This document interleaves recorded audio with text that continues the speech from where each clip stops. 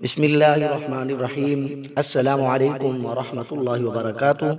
मैं हूं मोहम्मद रमज़ान तबस्सुम और आप देख रहे हैं हजर अस्वद ऑफिशियल।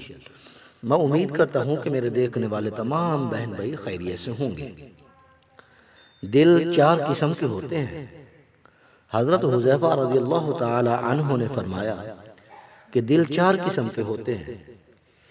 एक वो दिल जिस पर पर्दा पड़ा हुआ है, ये काफिर का दिल है।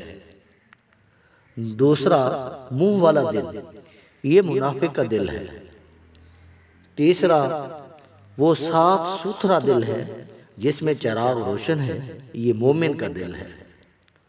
चौथा वो दिल है जिसमें निफाक भी है और ईमान भी है।